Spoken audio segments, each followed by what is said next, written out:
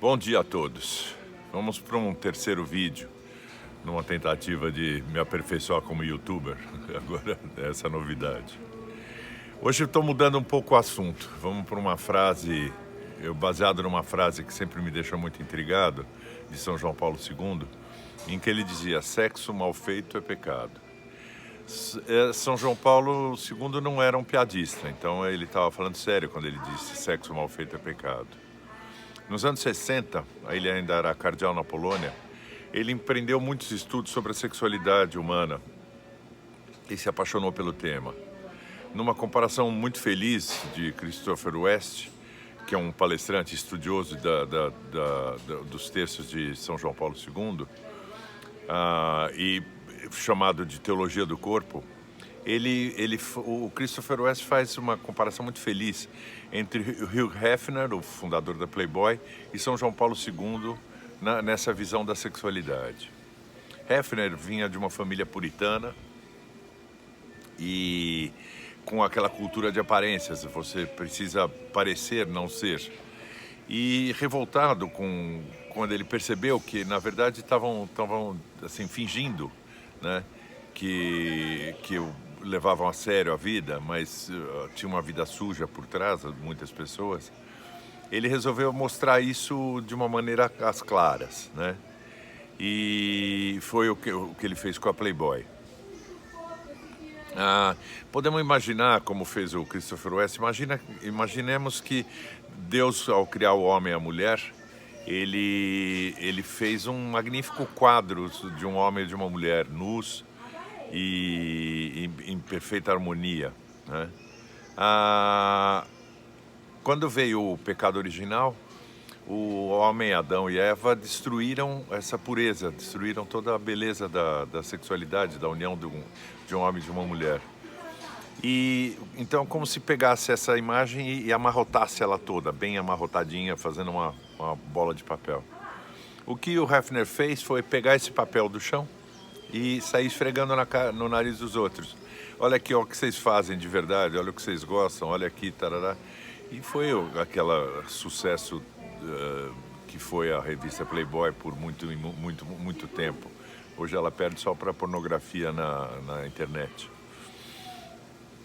São João Paulo II foi lá, tomou esse papel, desamassou, alisou, fez e mostrou: não, peraí, assim, isso está amarrotado, mas não era essa a vontade de Deus e dá para voltar, dá para a gente voltar para sua beleza original. Quando ele virou Papa, ele não podia continuar com seus estudos, porque a função de Papa tomava muito tempo, mas ele aproveitou aquela catequese do Papa. Às quartas-feiras, quando o Papa está em Roma, é uma tradição eles fazerem uma catequese, é uma catequese aberta num espaço bem grande, e ele normalmente sauda os grupos de peregrinos que estão lá e durante 12, 15 minutos ele fala sobre algum tema. Ao longo de 6 anos, ele fez 129 palestras sobre sexo, 129. Isso foi interrompido em alguns períodos, quando ele estava viajando, e principalmente foi um período bem longo de interrupção, quando ele sofreu aquele atentado em 1981. Então foi de 79 até 85, que durou o período da catequese. Dá para se dividir essa catequese dele em 3 fases. A primeira fase seria a exegese, que seriam comentários explicativos de um texto. Ele fica explicando o Gênesis, baseado na criação.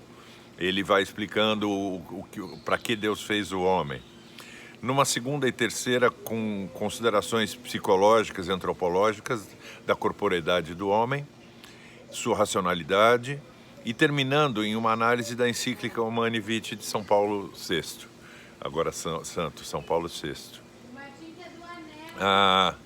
Eu caí nesse estudo da teologia do corpo em uma época que eu estava tentando entender a diferença entre amor e sentimento, após considerar o mandamento do amor. Quer dizer, se Deus nos manda amar não deve ter nada a ver com sentimento, ou não é só sentimento. Isso me deixou muito intrigado. Eu comecei a ler tudo que eu achava sobre amor para tentar entender o amor. E quebrei a cabeça bastante, e até entender extensamente o que João Paulo II colocava sobre esse amor. Se as duas ordens de Deus aos primeiros pais foram cuidar do paraíso, que é trabalhar, e multiplicáveis, que é o sexo, como podemos ver algo de mal nessa sexualidade? São as duas ordens primitivas de Deus para a humanidade. São José Maria, o fundador do Opus Dei, ele redescobriu a santidade para todos nos mais variados tipos honestos de trabalho. A santificação do trabalho, a primeira ordem de Deus, né? E então qualquer trabalho honesto na terra é santificável. E São João Paulo II redescobriu a santidade do sexo, que era a segunda ordem. Eles não inventaram nada, nenhum dos dois. Eles apenas viram aquilo que as pessoas ou já tinham deixado de ver ou não tinham percebido. É curioso notar que, sem terem explorado muito esse tema, muitos santos entreviam isso tudo, né?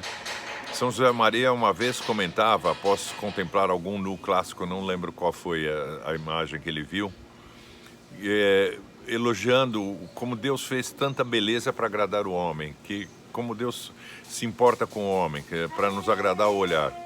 Aliás, é essa a atitude correta diante do belo, né? Ao invés de desejo, agradecimento e um olhar para Deus. Quando a gente vê o belo, pode assim remeter para Deus. Muito obrigado, obrigado pela beleza. O pecado está no desejo de posse, de prazer, quando você vê a beleza.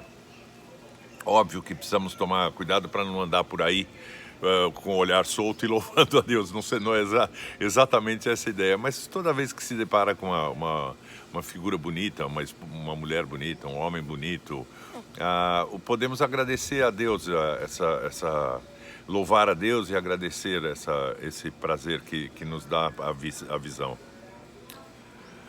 Alguém uma vez comentou comigo que o que nos atrai à vista em uma mulher são justamente as partes do corpo dela voltadas para a capacidade reprodutiva.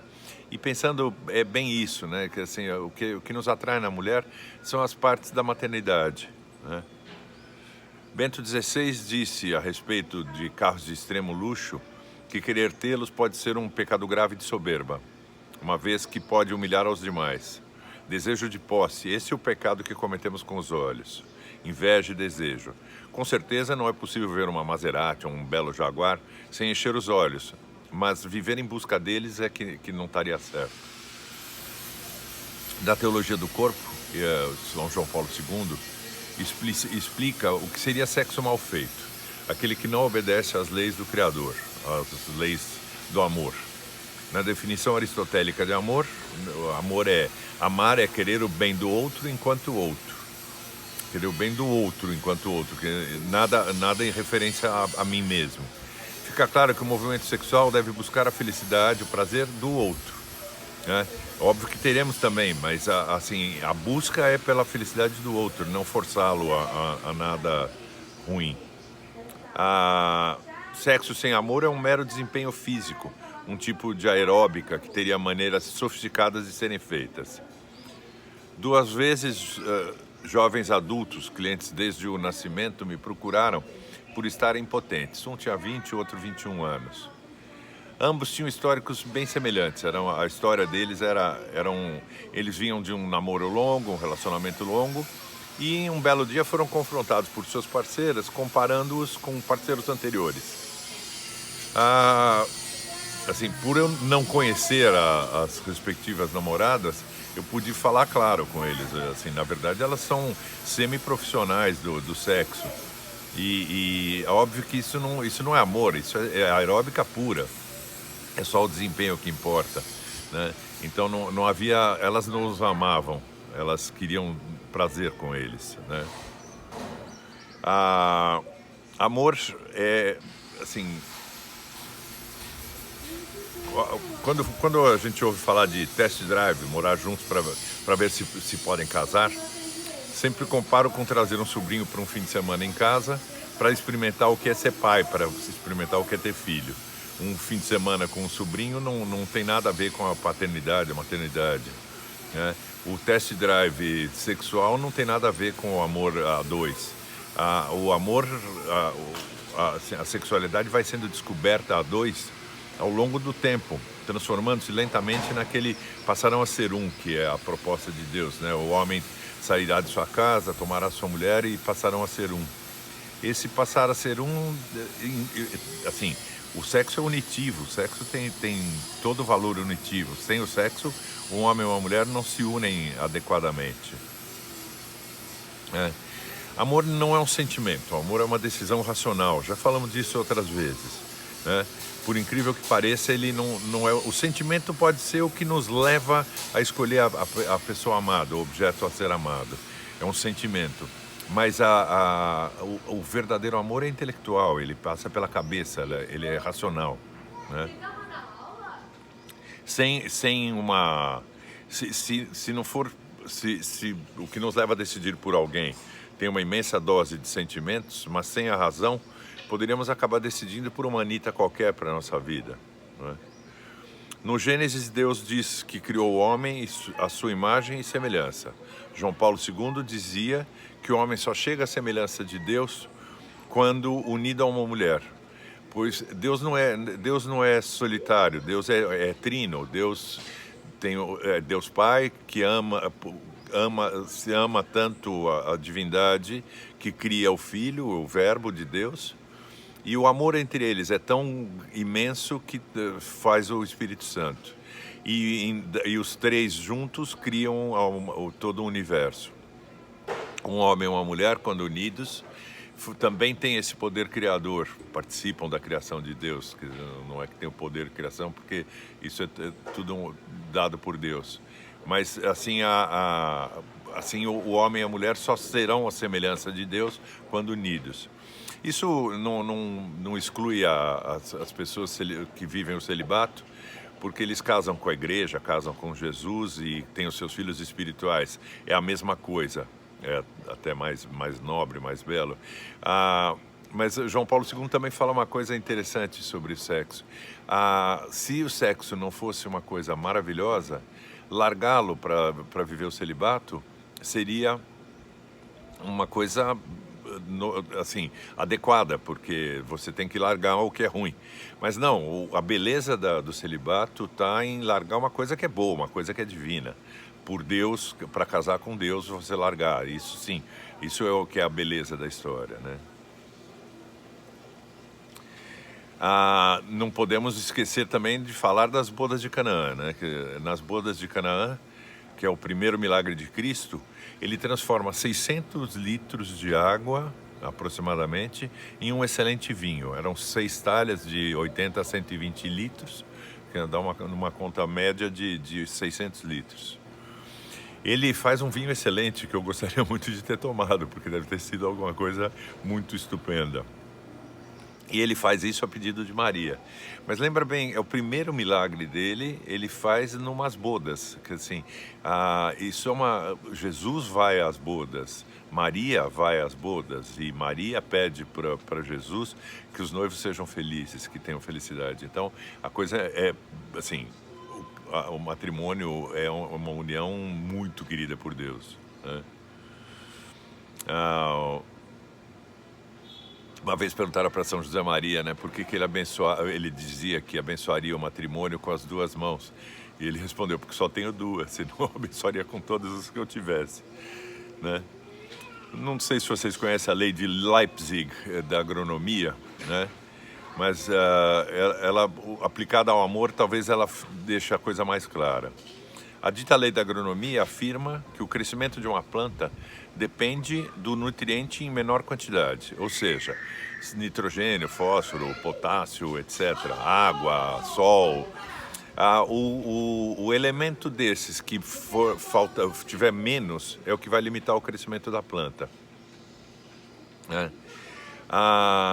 Pensando no amor humano, a guarda da vista, a fidelidade interior, as virtudes humanas principais, prudência, fortaleza, temperança, justiça, mais as suas derivações, afetividade, simpatia, cuidados pessoais, etc., Tudo isso levado à vida a dois é que estabelece uma relação forte. Se faltar um desses, esse vai ser o limitante do amor. A falta de prudência, a falta de fidelidade, qualquer um deles, o que tiver mais baixo é o que vai limitar o crescimento, o que vai limitar essa relação, né? Voltando à definição de amor. Amar não é um sentimento, é uma decisão. Escolhemos quem vamos amar, usando os olhos do amor. Nada mais errado que dizer o amor é cego. Nada mais errado do que dizer que o amor é cego. Cego é o ódio. Quando eu odeio uma pessoa, eu não consigo ver nada de bom nessa pessoa. Mas o amor tudo vê, o amor vê potências. O amor, quando a gente escolhe uma pessoa, no nosso caso uma mulher para casar, a gente está vendo como ela será mãe, como ela será avó, como ela será dona de casa, como ela será no trabalho, como ela será na vida. E essas potências que se tratam de lidar no amor, a gente precisa lidar com todas elas, né?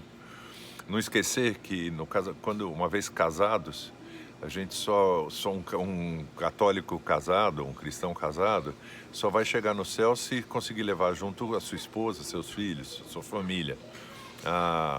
Assim, então, tratar de fazer crescer essas potências na nossa parceira, né?